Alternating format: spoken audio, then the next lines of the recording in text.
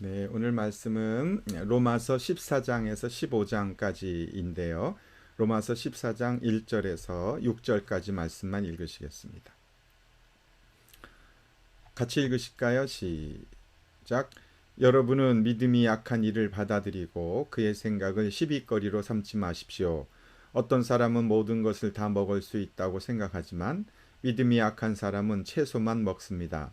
먹는 사람은 먹지 않는 사람을 업신여기지 말고 먹지 않는 사람은 먹는 사람을 비판하지 마십시오.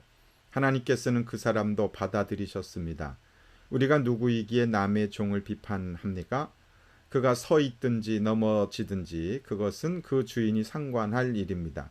주님께서 그를 서 있게 할 수 있으시니 그는 서 있게 될 것입니다. 또 어떤 사람은 이 날이 저 날보다 더 중요하다고 생각하고 또 어떤 사람은 모든 날이 다 같다고 생각합니다. 각각 자기 마음에 확신을 가져야 합니다. 어떤 날은 더 존중히 여기는 사람도 주님을 위하여 그렇게 하는 것이요. 먹는 사람도 주님을 위하여 먹으며 먹을 때에 하나님께 감사를 드립니다. 그리고 먹지 않는 사람도 주님을 위하여 먹지 않으며 또한 하나님께 감사를 드립니다. 아멘. 네, 오늘은 구글 미트와 유튜브로 동시에 하는데요. 제가 보니까 유튜브가 자꾸 끊어지는 것이 있는 것 같아요. 아마 그 동시에 그것을 하면 좀 용량이 문제가 있는지, 뭐 자세한 건 기술적인 문제는 저도 잘 모르지만, 왜 이렇게 갑자기 유튜브로 하다가 구글 미트로 하게 되었는가?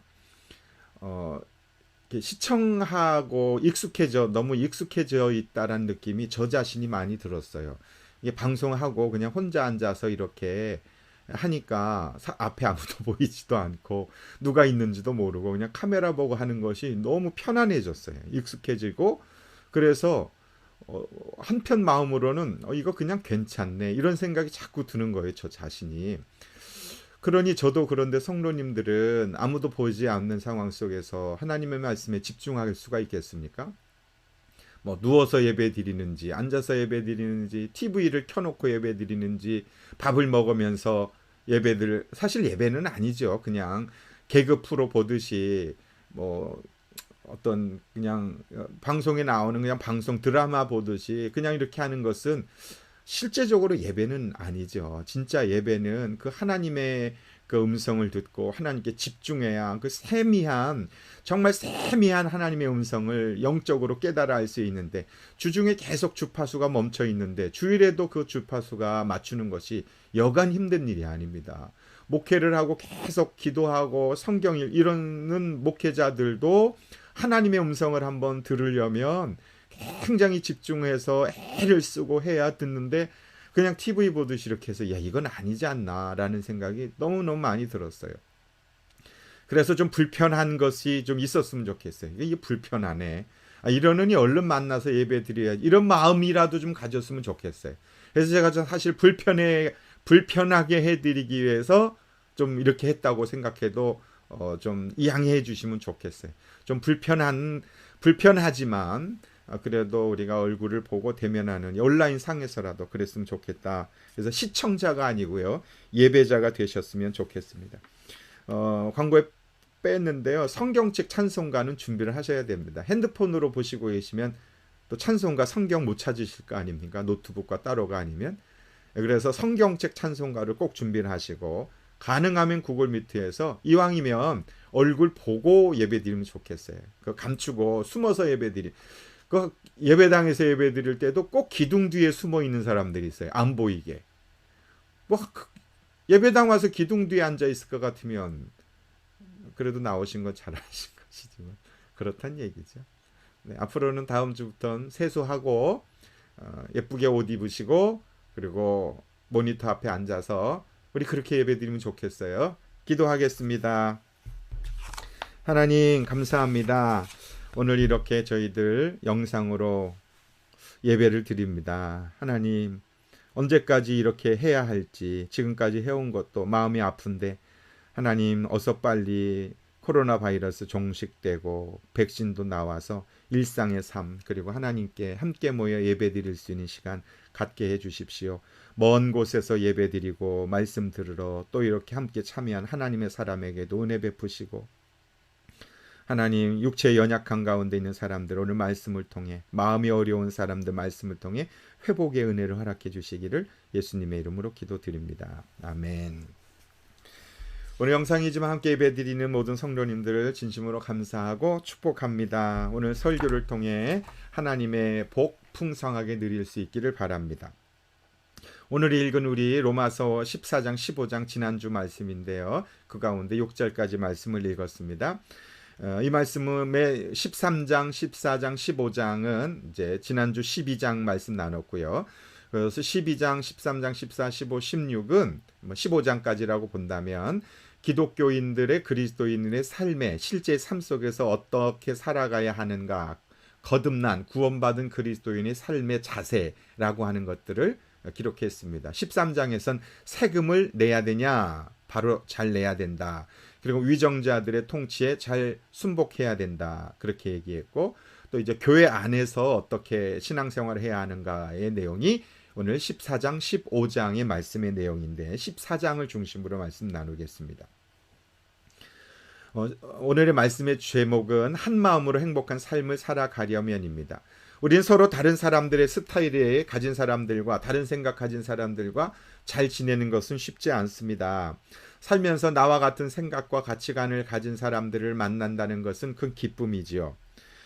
행복하지요. 나하고 생각이 같으니까. 그러나 어떤 경우에 처음 만났을 땐 생각이 같고 나하고 마음이 통한다라고 생각하고 만나다 또 결혼해서 살다 보면 이상하게 나하고 너무 맞지 않는다, 그런 느낌을 가질 때가 있습니다. 로마 교회 신앙생활하는 교회 성도들이 그랬습니다. 로마 교회 성도들은 시작부터가 하나가 되기가 어려운 교회였습니다. 로마 교회는 이방인 출신의 기독교인들과 또 유대인 출신의 기독교인들이 하나가 돼서 신앙생활을 한 교회가 로마 교회입니다. 유대교를 믿다가 복음을 받아들이고 예수 그리스도가 하나님의 아들인 걸 믿는 사람들이 기독교인이 됐고, 헬라 사람들, 이방신을 섬기다가 복음을 듣고 예수님 믿게 된 사람들, 이렇게 함께 모여 있으니까 이방인 출신인 사람들은 로마니까 많았겠죠. 유대인 출신인 사람들은 예루살렘에 있다가 로마로 이민 간 사람들이니까 소수겠죠. 함께 섞여 있다 보니까 마치 호주 교회 안에, 힐송 교회 안에 한인 사람들이 들어가서 몇 명 있어요. 이런 상황, 문화가 너무 다른 상황 속에서 이제 일어나는 상황을 바울이 이제 어떻게 하면 나와 다른 사람들과 잘 지낼 것인가, 이런 내용이 기록이 되어 있습니다. 로마 교회 내에는 크게 두 부류의 신자가 있습니다. 믿음이 약한 자, 믿음이 강한 자. 믿음이 약한 자는 유대인들을 말합니다. 고기를 먹지 않고 채소만 먹어야 한다. 이 고기는 우상 숭배한 고기죠. 포도주도 마시지 않았습니다. 그리고 어떤 특정한 날들을 다른 날보다, 안식일을 계속 지켰지 않습니까? 다른 날보다 더 중요하게 여겼습니다. 유대인 출신의 그리스도인들이죠. 이들은 예수님을 믿지만 아직 과거의 유대교 전통과 관습에서 벗어나지 못한 사람이죠. 믿음이 주는 진정한 자유를 누리지 못하는 확신이 가운데 없는 사람들이죠. 믿음이 약한 사람들이에요. 믿음에 강한 사람들은 모든 걸 다 먹을 수 있고요. 모든 날도 똑같고요. 자유롭게 신앙생활하는 거예요. 이방인 출신 그리스도인들이죠. 복음 안에서 자유를 누리는 이방인 그리스도인, 믿음이 강한 사람들이죠. 이 두 부류의 사람들이 있었으니까 서로 하나가 되기가 얼마나 힘들고 어렵겠습니까? 유대교 출신 입장에서 보면 헬라 사람들은 너무 자유분방한 거예요. 근데 이방인 출신 그리스도인이 볼 때 유대인들은 너무 믿음이 없어 보이는 거죠. 갈등이 일어났겠죠.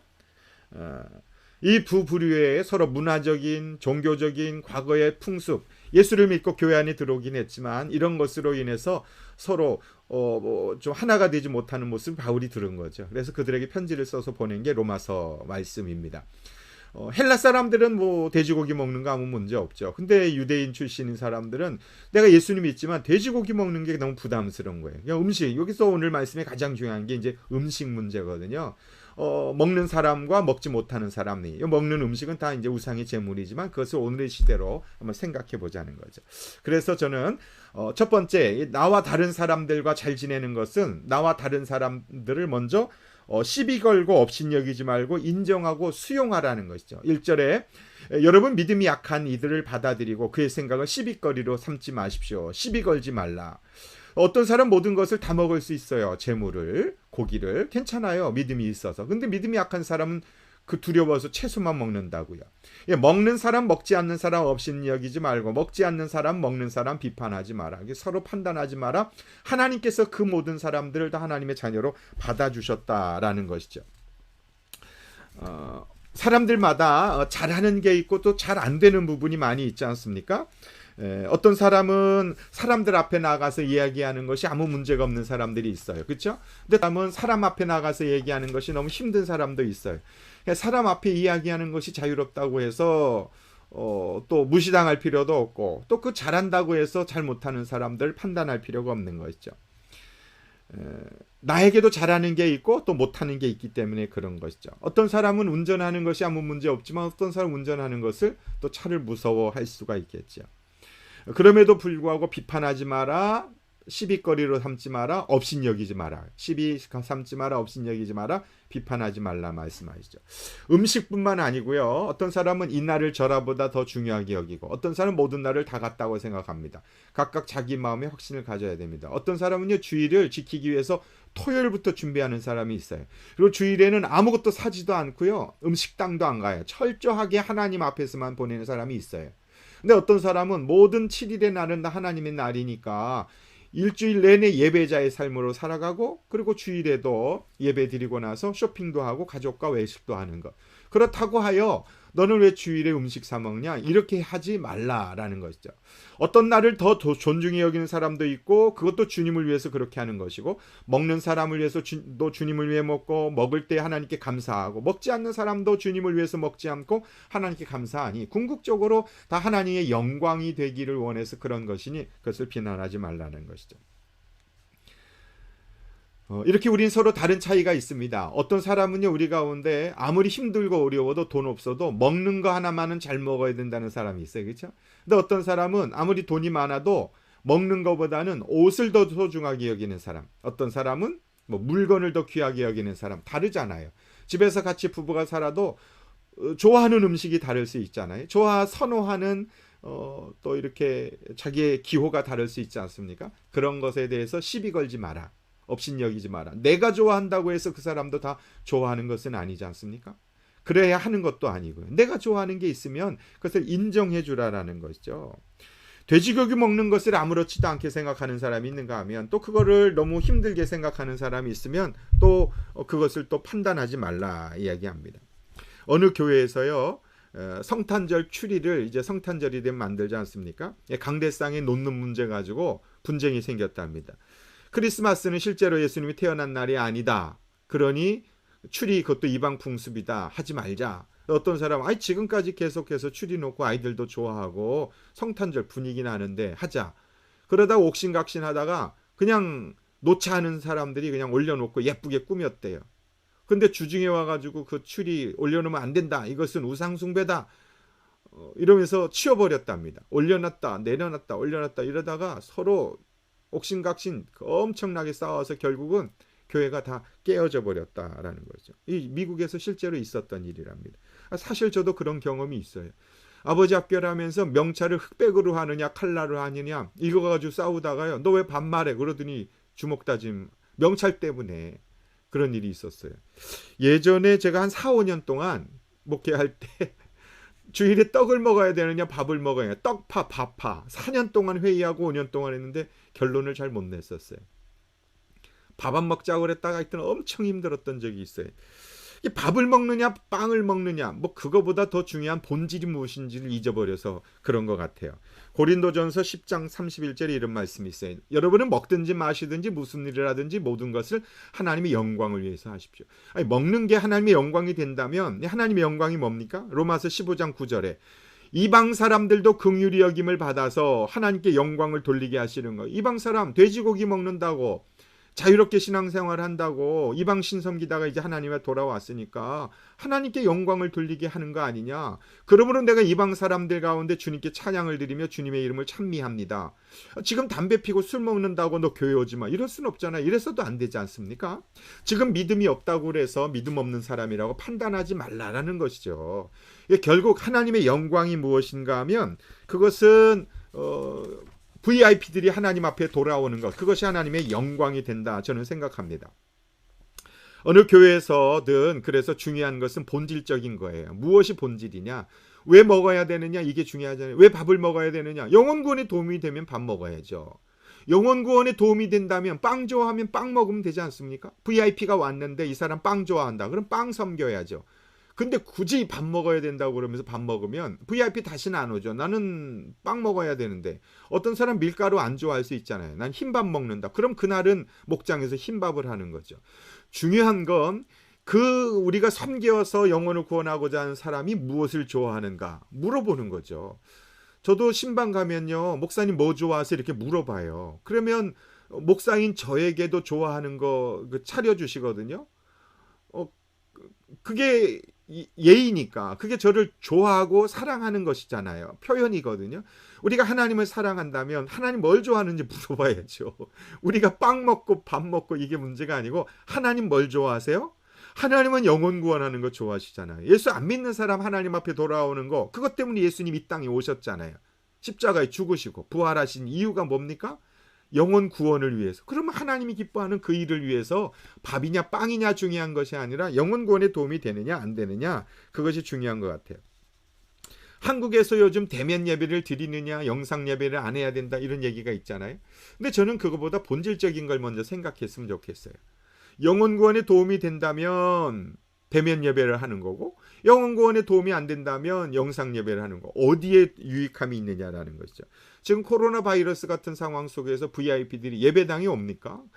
코로나가 없어도 예배당에 오기가 쉽지 않은데, 지금과 같은 상황에 예배당에서 예배 드릴 테니까 다 모여라. 그 영혼 구원과 아무 상관이 없네. 기존 교인들은 어쨌든 신앙을 유지해 나갈 수 있으니까 이런 상황의 영상을 통해서, 저는 그렇게 생각합니다.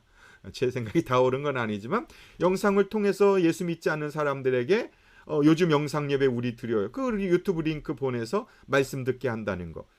이 영혼 구원에 도움이 되는 거 아닙니까? 또 언젠가 끝나면 목장으로 초청해서 이렇게 같이 신앙생활하고 이런 것이 필요한 것 같아요.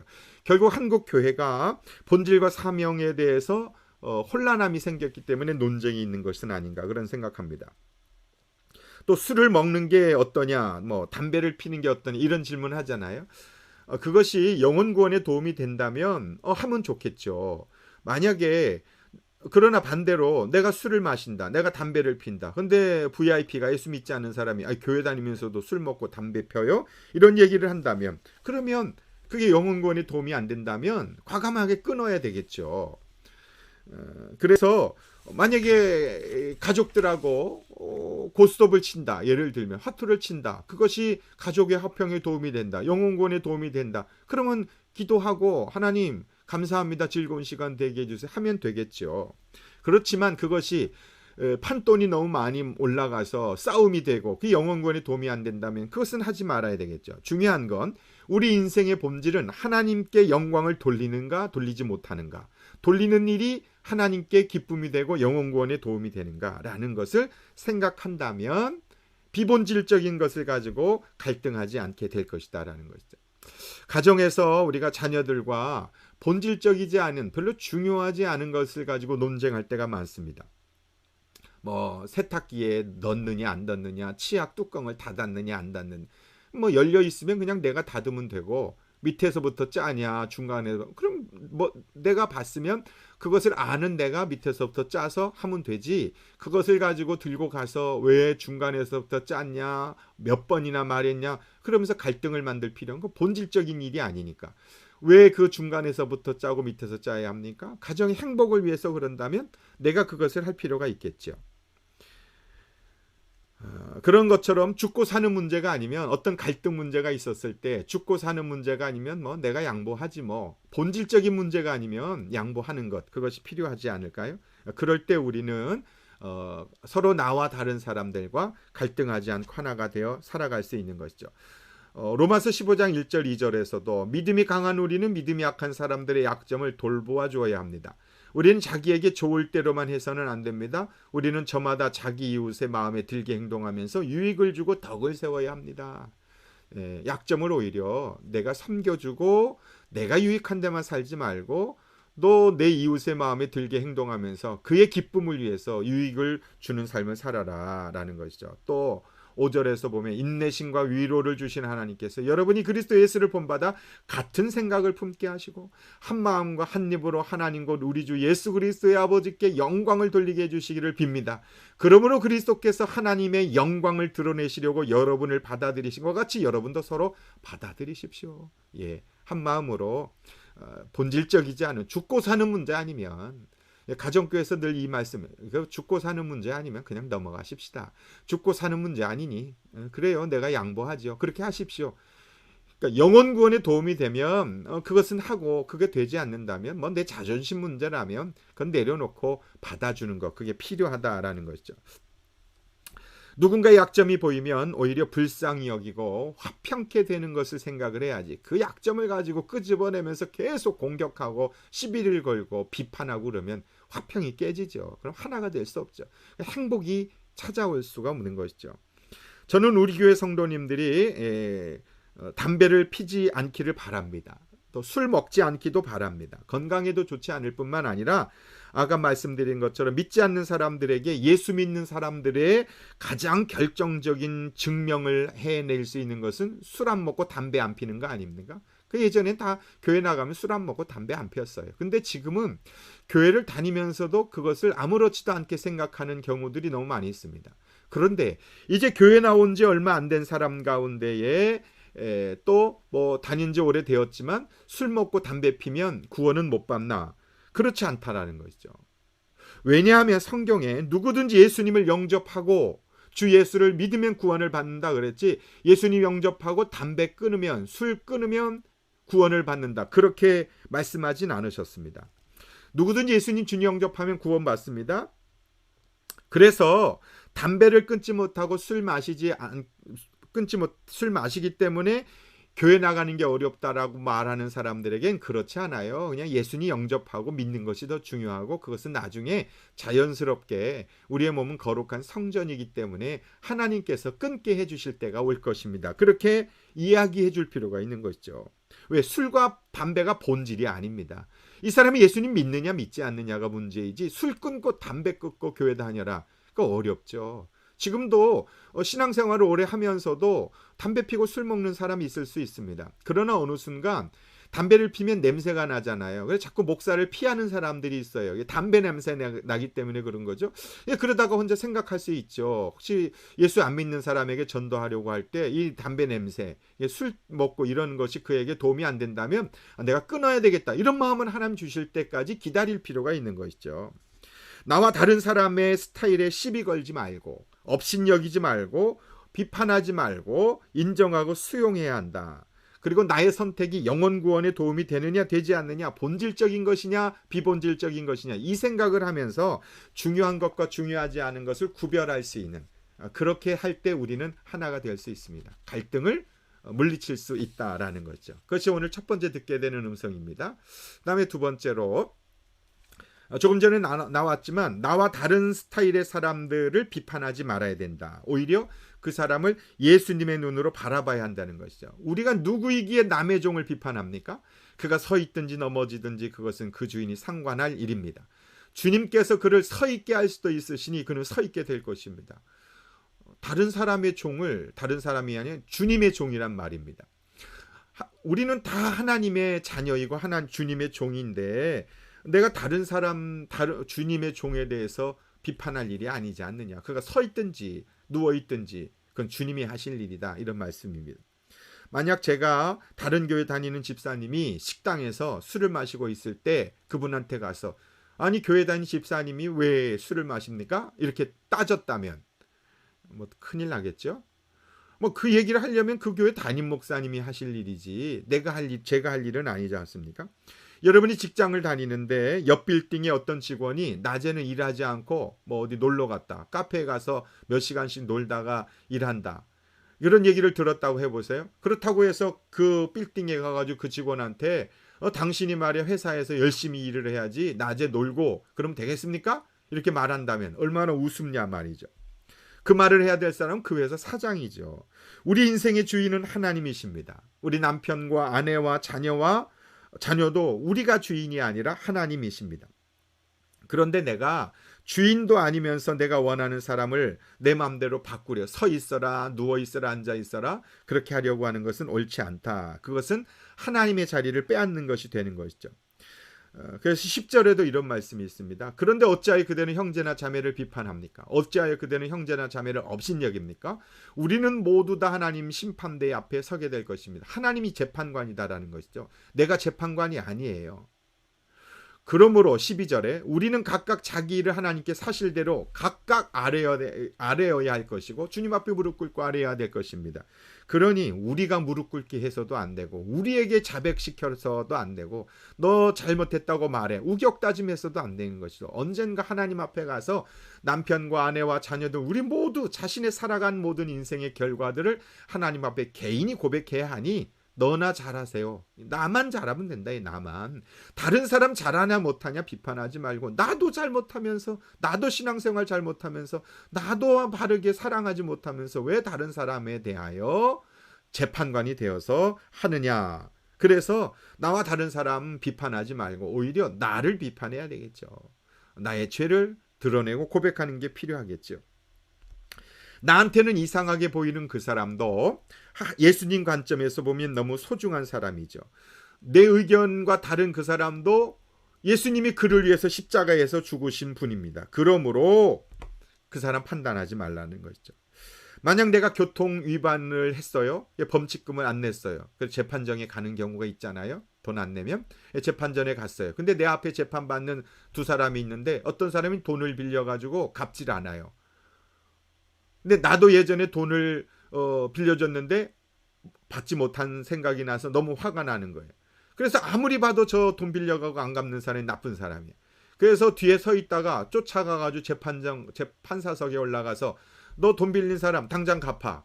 그리고 손해배상뿐만 아니라 지금까지 속상했던 것 같이 2배로 갚아. 꽝꽝꽝. 재판 끝. 그렇게 한다면 바로 감옥 가야 되겠죠. 근데 그러한 경우들이 우리가 너무 많이 해요. 다른 사람들에 대하여 아내나 남편이나 이웃에 대하여 저 사람 나쁜 사람이야. 저 사람 못됐어. 이러한 재판을 판사의 자리에 올라가서 우리가 하는 경우가 얼마나 많이 있습니까? 바울은 증거합니다. 그러므로 이제부터는 서로 남을 심판하지 마십시오. 재판정에 올라가지 마라. 형제 자매 앞에 장애물이나 걸림돌 놓지 않겠다고 결심하십시오. 15절에 그대가 음식 문제로 형제자매의 마음을 상하게 하면 그것은 이미 사랑을 따라 살지 않은 것입니다. 음식 문제로 그 사람을 망하게 하지 마십시오. 그리스도께서 그 사람을 위하여 죽으셨기 때문에 그렇습니다. 별로 중요하지 않은 것을 가지고 비난하지 말라. 먹는 문제로 그 사람을 구원해서 멀어지게 하지 말라라는 것이죠. 왜냐하면 예수님이 그 사람을 위해서 죽으실 정도로 그 사람을 사랑하시기 때문에 결국 그 사람을 바꿀 사람은 우리가 아니고요. 하나님이십니다. 사실 우리의 자녀들도 잔소리를 하지만 바뀌지는 않습니다. 하나님 바꿔 주셔야 되죠. 남편도 아내도 주인은 하나님이십니다. 그가 100% 잘못했다, 100% 나쁜 사람이라고 할지라도 결국 최종적인 심판자는 하나님이십니다. 하나님이 최종적 결정을 하실 때까지는 보류해야 합니다. 결국 우리가 하나 되는 비결은 하나님을 예수님을 내 주인으로 모실 때 가능합니다.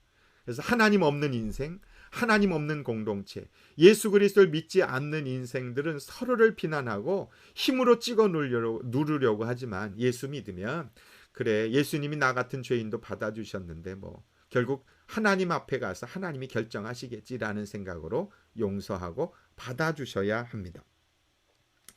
그래야 하나가 될 수 있습니다. 세 번째 듣게 되는 음성은 하나가 되기 위해서 결론은 의와 평안과 기쁨이 되어야 합니다. 어떤 결정을 하던 그 결정이 하나님의 의를 이루고 하나님의 평안을 누리고 하나님이 주시는 기쁨이 되어야 합니다. 16절에 그러므로 여러분이 좋다고 여기는 일이 도리어 비방거리가 되지 않도록 하십시오. 내가 아무리 잘 선택했는데 좋은 것이라고 할지라도 그것이 사람들로부터 비방을 받거나 누군가의 의와 평화와 기쁨을 빼앗아 간다면 그것은 옳지 않다. 하나님의 나라는 먹는 일과 마시는 일이 아니라 성령 안에서 누리는 의와 평화와 기쁨입니다. 밥 먹을 거냐 빵 먹을 거냐 그러면서 하나님의 평화와 기쁨을 상실한다면 그건 옳지 않죠. 그래서 무엇을 선택하든 평화로운 것이 중요합니다. 기쁨이 중요합니다. 행복한 것이 중요하다. 그래서 죽고 사는 문제가 아니면 양보하실 필요가 있다라는 것이죠. 또 19절에서도 그러므로 우리는 서로 화평을 도모하는 일과 서로 덕을 세우는 일에 힘을 씁시다. 우리가 힘써야 하는 것은요, 평화를 지키는 것입니다. 하나님이 이룩해 놓으신 구원의 은혜를 음식 때문에 망치는 일이 없게 하십시오. 자존심 때문에, 고집 때문에, 내 생각 때문에, 내가 옳다는 것 때문에 하나님이 이룩해 놓으신 이 아름다운 은혜들을 망하게 하는 일이 마십시오. 모든 것은 다 깨끗합니다. 그러나 어떤 것을 먹음으로써 남을 넘어지게 하면 그러한 사람에게는 그것이 해롭습니다. 여러분, 내가 무엇인가 담배를 피던 술을 이것 때문에 누군가가 살아날 수 있다면 그것을 하면 되지만 대부분 그렇지 않지 않습니까? 고기를 먹는다든지 술을 마시다든지 그 밖에 무엇이든지 형제나 자매를 걸려 넘어지게 하는 일은 하지 않는 것이 좋습니다. 누군가의 시험거리가 된다면, 불편함을 준다면 안 해야 되겠죠. 하나 되기 위해서 우리에게 필요한 것은 하나님의 의와 평화와 기쁨입니다. 오늘 말씀을 통해서 듣게 되는 주님의 음성은 여기까지고요. 제가 설교를 준비하다가 예전 한국에서 아버지 학교를 했을 때 그 아버지와 가정이라는 그 맨 마지막 주에 강의했었던 그 강의가 생각나서 그것을 그럼 이제 가정에서 우리가 이렇게 하나가 되기 위해선 어떻게 해야 될 건가? 실제적인 부부 10계명을 소개해드리고, 그리고 이번 한 주간에 한번 부부끼리 한번 약속을 몇 가지, 당신이 원하는 것은 무엇입니까? 내가 뭘 해주면 좋겠습니까? 3가지만 서로 이야기하고 그것을 서로 지켜주기. 예를 들면, 나는 당신이 말할 때 나를 무시하며 말하지 않았으면 좋겠어요. 나는 당신이 나한테 소리를 크게 질러서 큰 소리로 말하지. 우리 지금 얘기하는 거 아닙니다. 예를 들면 그렇다. 예를 들면 큰 소리로 말하지 않았으면 좋겠습니다. 다른 거 말고, 음식 만드는 거 말고 방이나 깨끗이 거실이나 닦아주십시오. 그럼 그거 들어. 그리고 또 내가 얘기하는 거, 우리 같이 산책을 하는 건 꼭 하루에 한 번씩 하십시다. 아이들을 좀 하루에 30분만 좀 돌봐주시고, 이번 한 달은 목욕시키는 거 당신이 좀 해주십시오. 이렇게 서로 기대하고 요구하는 것을 들어주기, 계약하기. 그렇게 하면 훨씬 좋아질 것인데, 그 구체적인 적용을 한번 좀 생각해 보겠습니다. 첫째, 행복한 가정생활을 위해서 하나가 되기 위해서는 목표를 세우라라는 거죠. 아무것도 겨냥하지 아니하면 명중시킬 수 없다는 말이 있습니다. 결혼생활의 비극은 목표가 없기 때문에 그렇습니다. 많은 사람들이 결혼한 사람이 되기 위해서 결혼하는 경우가 많아요. 최근 들어 결혼한 독신자가 너무 많아요. 혼자 사는 거죠. 성경은 말씀합니다. 그러므로 나는 목표 없이 달리듯이 달리기 하는 것이 아닙니다. 나는 허공을 치듯이 권투하는 것이 아닙니다. 목표 없이 살지 말고 가정생활에도 행복을 향한 목표를 두어야 한다라는 것이죠. 그러려면 부부가 우리 가정이 행복해지기 위한 목표를 만들어야 됩니다. 예를 들면 신앙생활은 어떻게 할 것인가? 우리 최소한 일주일에 한 번은 같이 주일 예배를 드리자. 성경을 하루에 5분은 같이 읽자, 기도하자, 새벽 기도를 하자. 이런 신앙생활에 대한 목표. 남편에게 내가 당신에게 이런 거 해줄 테니까 내 부탁은 이것입니다. 일주일이 안 되면 한 달에 한 번이라도 나랑 예배를 드리십시다. 내가 원하는 3가지 중에 하나를 넣을 수가 있잖아요. 그리고 한 달 있다가 다시 재계약하면 돼요. 리뷰하면 되지 않습니까? 그렇게 해서 서로가 마음에 기대하는 요구들을 목표를 향해 나가라. 가족과 함께는 어떻게 할 것인가? 내 인생의 노후는 어떻게 보낼 것인가? 내 삶의 목적은 무엇인가? 우리 부부가 무엇을 하며 마무리를 할 것인가? 이런 장기적인 계획을 세워야 하겠죠. 그것을 나누어 보라는 것이죠. 우리가 교회에서 어떤 봉사를 할 것인가? 목자 목녀로 우리가 헌신하십시다. 우리 한번 1년만 해보십시다.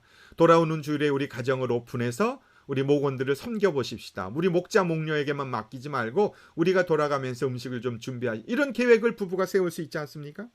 아내가 직장을 다닌다면 남편은 어떻게 아내를 도울 것인가? 설거지는 누가 할 것인가? 아이 공부는 누가 챙길 것인가를 먼저 의논하고 계획을 세우라라는 것이죠.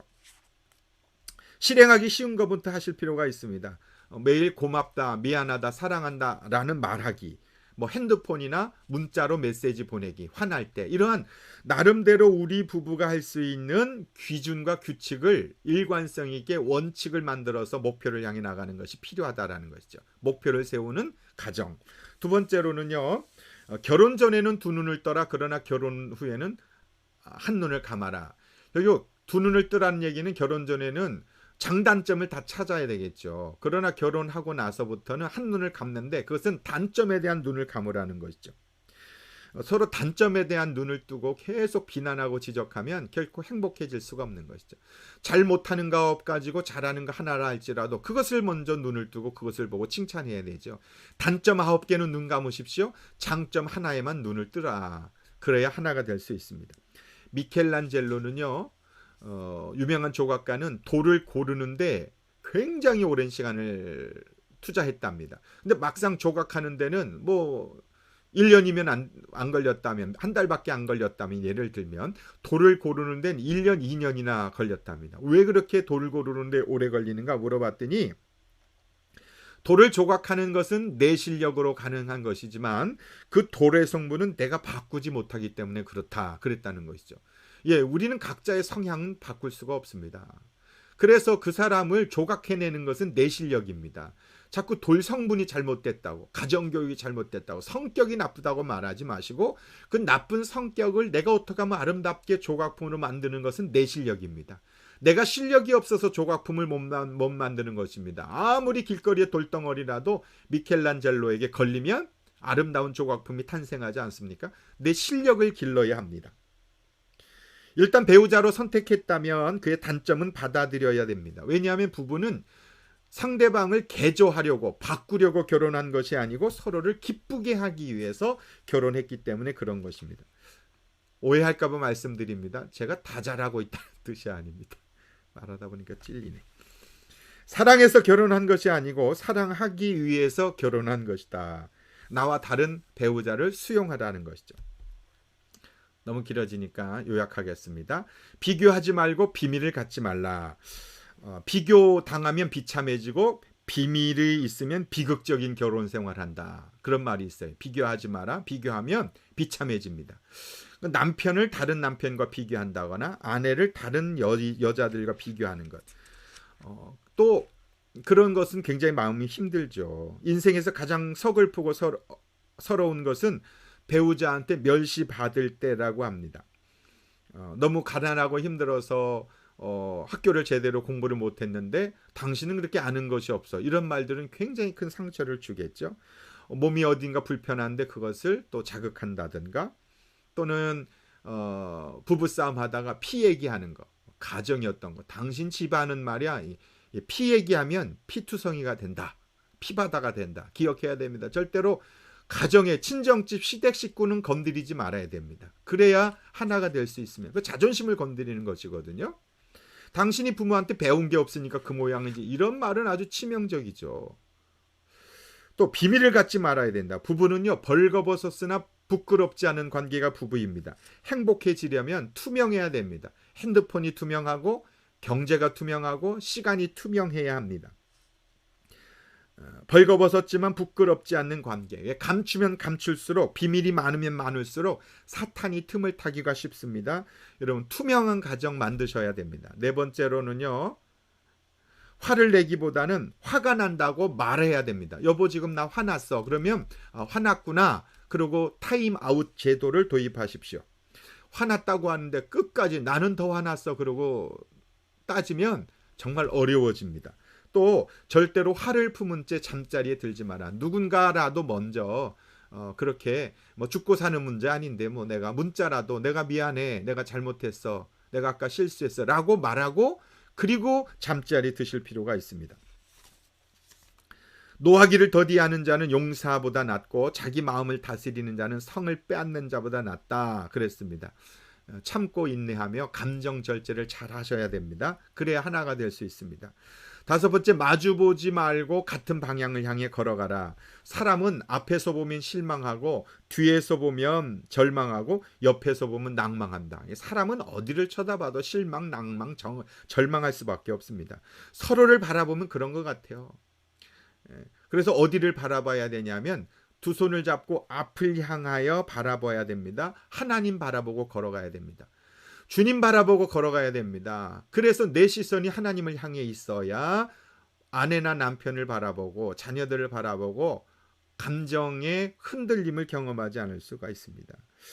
자녀 중심의 결혼 생활을 하지 말고 부부 중심의 결혼 생활을 해야 합니다. 아이를 중간에 놓고 잠을 잔다거나 아이를 중간에 놓고 사진을 찍는다는 건 가장 좋지 않습니다. 각방을 쓰는 부부가 있습니다. 그러면 그것은 아이들이 떠난 다음에 빈둥지 증후군이 될 수 있습니다. 결혼 생활이 길어지면 길어질수록 서로에게 집중할 필요가 있습니다. 아이를 키우다 보면 아이 때문에 다투고 아이에 집중하다 보면 두 부부가 갖는 시간이 너무 적을 수 있습니다. 예, 그렇기 때문에 두 사람이 함께 주님을 향하여 바라보는 시간을 가지셔야 됩니다. 예수 믿으셔야 됩니다. 하나님 믿으셔야, 신앙생활을 하셔야 서로를 바라보고 싸우는 시간을 줄일 수 있습니다. 여러분, 남편과 행복하게 사시려면 남편을 예수 믿게 하십시오. 아내와 행복하게 살려면 아내가 예수 믿게 하십시오. 그래야 우리는 하나님의 은혜 속에서 살아갈 수 있습니다. 여섯 번째, 하나가 되려면 애정과 경제는 분리될 수가 없습니다. 돈을 사용하는데 하나가 되어야 합니다. 돈은 애정의 척도가 되고 인격의 잣대가 된다는 말이 있습니다. 더 나아가서 돈은 신뢰의 상징입니다. 내 남편이 돈을 어디에다 사용하는가, 아내가 어디에 사용하는가 너무 중요합니다. 그것이 영성입니다. 당신이 지갑이 회개해야 진정한 회개이다. 그런 말이 있습니다. 부부가 서로 의논하고 돈을 사용해야 됩니다. 아내에게 얘기도 하지 않고 자기 집에 부모님께 용돈을 드린다는 거 최악이죠. 저도 예전에 그런 경험이 있습니다. 아무리 작은 돈이라도 돈 액수가 문제가 아니라 나를 아내로 인정하느냐 하지 않느냐의 문제 아닙니까? 아내에게 얘기해서 아내가 그 일을 하게 하면 더 하나가 될 수 있겠죠. 친정집에 시댁에 공평하게 용돈을 드리는 것, 그런 것이 필요하겠죠. 저도 잘 못했어요. 예. 어쨌든 돈 쓰는 문제는 부부가 같이 의논하실 필요가 있습니다. 그러므로 적은 액수라도 경제적인 부분에 있어서 투명하실 필요가 있습니다. 함께 의논하십시오. 일곱 번째, 입술의 30초가 가슴의 30년이 된다. 말 한마디로 사람이 죽기도 하고 말 한마디로 사람이 살지 않습니까? 예, 혀 밑에 도끼라는 말이 있습니다. 도끼가 여기서 도끼는 사람 이렇게 때리는 도끼를 말하는 거죠. 입에 있는 거예요. 사람을 얼마나 가슴 아프게 합니까? 그래서 입 닥쳐라는 말 한마디 때문에 30년 입을 닥치고 살았다, 말하지 않고 살았다는 사람 아내의 이야기를 제가 뉴스에서 본 적이 있습니다. 대화하는 방법을 익히셔야 됩니다.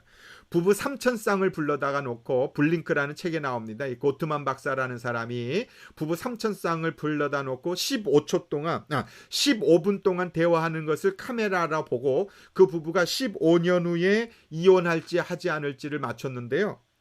85%를 맞췄대요. 그러니까 두 사람 부부가 이야기하는 것만 봐도 이 부부가 앞으로 어떻게 될지를 예측할 수 있는데, 너무나 정확하게 예측할 수 있는데, 저도 예측할 수 있습니다. 의료 분쟁의 이유가 뭐냐면 의사의 기술이 아니랍니다. 의료 기술이 아니고 치료를 받고 나서 의사가 잘못했다라고 하는 고발하는 이유는, 결정적인 원인이 무엇인지 아십니까? 병원에 갔는데 의사가 자상하고 따뜻하게 말하지 않았을 때 고발한다는 것이죠. 분쟁이 일어난답니다. 그런데 아무리 실수했어도 의사가 환자를 위해서 최선을 다해서 정중하게 해준 의사는요, 실수했어도 고발하지 않는답니다. 그 3분이 중요하다는 거예요. 환자가 딱 들어왔을 때 그 3분 동안 그 사람과 어떻게 대화하는. 최근에 브리즈번에 그런 의사가 있다고 제가 어떤 분에게 들었어요. 얘기하면 또 안 되겠군요. 예. 중요한 건 말하는 태도, 습관인 것 같습니다. 그래서 여러분 부부가 어떻게 말하는지를 좀 생각해 보세요. 유 메시지 하며 공격하지 말고 아이 메시지를 쓰십시오. 내 감정과 느낌은 이야기하되 그 선택과 결정은 상대방에게 맡기셔야 합니다. 여덟 번째, 행복하려면 침실의 기쁨을 잘 유지하라. 거룩함, 성스러움은 가장 성적인 것이다. 남자와 여자의 성적인 감정과 느낌은 다르지 않습니까? 그래서 성격 차이는 성격차다, 그런 말이 있습니다. 남녀의 성의 차이, 남자의 중요하게 여기는 그런 성의 의식과 여자들이 생각하는 성의 의식은 다르죠. 여성들은 성적인 그런 행위보다 정서적 친밀감이 우선 아니겠습니까? 또 남자들은 시각적이죠. 그러나 여성들은 청각적이고 촉각적이죠. 무슨 말을 하느냐가 중요하지 않습니까? 성경에 히브리서 13장 4절에 모든 사람은 혼인을 귀히 여기고 침소를 더럽히지 말라. 침소가 거룩하게 하라. 각각 거룩함으로 존귀함으로 자기 아내 취할 줄을 알아. 잠언 5장 18절에 너의 샘으로 아내로 복되게 하라. 내가 젊어서 취한 아내를 즐거워하라. 그는 사랑스러운 암사슴 같고 아름다운 암노루 같으니 너는 그 품을 항상 족하게 여기며 그 사랑을 항상 연모하라. 아내와 남편과의 성적인 연합, 하나됨을 통해서 하나님께서 생명을 탄생케 해주셨습니다. 그러므로 부부가 서로 사랑하는 것, 그것은 하나님이 허락해 주신 굉장히 거룩한 은혜라고 하는 것을 잊어버리지 말아야 됩니다. 그래서 결혼 생활을 오래 하면 할수록 그런 것이 좀 줄어들기가 쉬울 텐데 함께 손을 잡는다든가 그런 것들이 필요합니다. 산책할 때 저도 손잡고 하도록 하겠습니다. 9번, 서로를 격려하고 신바람 나게 하라. 칭찬하는 게 중요하죠. 특히 남자에게 칭찬하는 건 너무 중요합니다. 예전에 우리나라 노래 중에 잘했군 잘했어라는 노래가 있습니다. 잘했군 잘했어 잘했군 잘했군 잘했어 그러게 뭐 이런 노래 있지 않습니까? 아무리 실수했어도 잘했다고 칭찬하는 게 필요합니다. 그래서 감사 나눔을 통해 서로에게 칭찬하는 것, 매일매일 3가지씩 칭찬하기, 이런 것도 필요하겠죠. 마지막 10번째, 과거의 실망들을 잊어버리고 서로를 용서하라는 것이죠. 고름이 살되지 않습니다. 똥에 미련 갖는 사람 없습니다. 과거에 집중하지 마시고 미래를 향해 나아가야 합니다. 지나간 상처, 아픔은, 실수는 다시는 꺼내지 마십시오. 왜 옛날 이야기를 그렇게 합니까? 20년 전 실수, 10년 전 실수, 왜 그런 걸 기억하고 있는지 참 머리도 좋습니다. 그런 거 다 잊어버리고 과거의 아픔들은 잊어버리고 서로를 용서하시고 이제는 앞으로 어떻게 행복하게 살아갈 것인가를 꿈꾸셔야 합니다. 불평하고 실망할 시간에 오히려 감사하며 살아갔으면 좋겠습니다. 내가 다른 사람과 하나가 되지 못하게 하는 이유가 무엇인지 돌아보십시다. 그것은 내 안에 있는 상처 때문일 수도 있습니다. 남편의 문제가 아니고 아내가 문제가 아닙니다. 내 안에 있는 해결되지 않는 그 상처가 남편과 아내와의 관계, 다른 사람과의 관계를 힘들게 할 수 있습니다. 그것을 해결하는 방법이 무엇입니까? 행복의 길의 인도자로 헌신해 보시기 바랍니다. 적극 추천합니다. 여러분 행복의 길을 하지 않으셨다면 해보시고 하셨으면 이번 기회에 9월 달에 한국에서 행복의 길 인도자 세미나를 영상으로 하는데요. 관계 전도자와 꼭 광고 드렸죠. 신청하셨으면 좋겠습니다. 그래서 여러분이 행복의 길 인도자가 되셔서 여러분 가정도 행복하고 하나가 될 뿐만 아니라 다른 사람들도 행복의 길로 인도하고 생명의 길로 인도하는 그런 축복의 통로가 다 되셨으면 좋겠습니다. 이번 주 적용입니다. 목장 모임 때 오늘 말씀을 통해서 깨달은 거 또 가정에서 실천할 거 한번 생각해 보십시오. 구체적으로 부부가 손잡고 산책하기, 서로에게 원하는 거 3가지 말하고 나눠주기, 목장 모임에서 목장이 하나 되기 위해서 어떻게 할 것인가 라고 하는 것, 목장 가족들과 1박 2일 하기, 이런 것들을 한번 좀 나눠보셔서 적용하는 이번 한 주 되셨으면 좋겠습니다.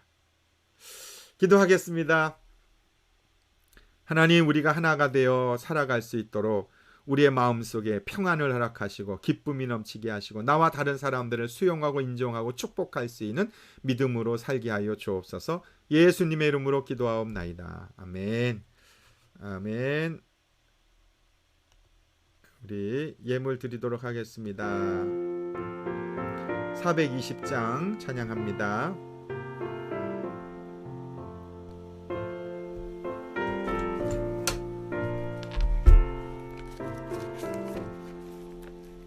너 성결케 위해 늘 기도하며 너 주 안에 있어 늘 성경 보고 온 형제들 함께 늘 사귀면서 일하기 전마다 너 기도하라. 너 성결케 위해 머리 숙여 은밀히 계신 내 주께 빌라. 주 사귀어 살면 주 닮으리니 널 보는 이마다 주 생각하리.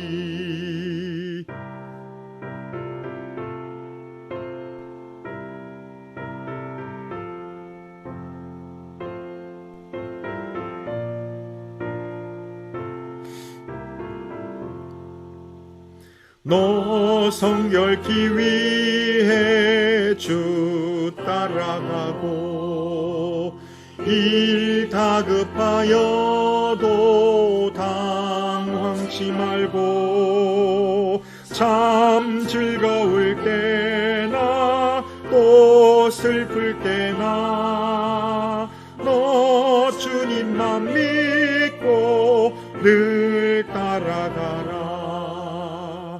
너 성결케 위해 늘 기도하며 내 소원을 주께 다 맡기어라. 너 성령을 받아 주 섬겨 살면 저 천국에 가서 더 잘 섬기리. 아멘. 기도하겠습니다. 하나님 감사합니다. 오늘도 믿음으로 예배드리고 말씀 듣고 예물 드립니다. 예물 쓰이는 곳에 하나님의 영광이 드러나게 하시고 하나님 우리 성도님들의 각자의 삶에 물질로 인하여 어려움 당하지 않도록 하나님 지켜주십시오. 육체 연약한 자에게 회복을 주시고 치료하여 주시고 마음의 상한 자를 만져주시며 가정이 하나 되고 부부가 서로 하나 되고 자녀와 하나 될 수 있도록 회복의 은혜를 허락하여 주옵소서. 지금은 우리 주 예수 그리스도의 은혜와 하나님의 사랑과 성령님의 임재하심이 사랑하는 모든 성도들과 영원토록 함께 하시기를 성부와 성자와 성령의 이름으로 간절히 축원하옵나이다. 아멘.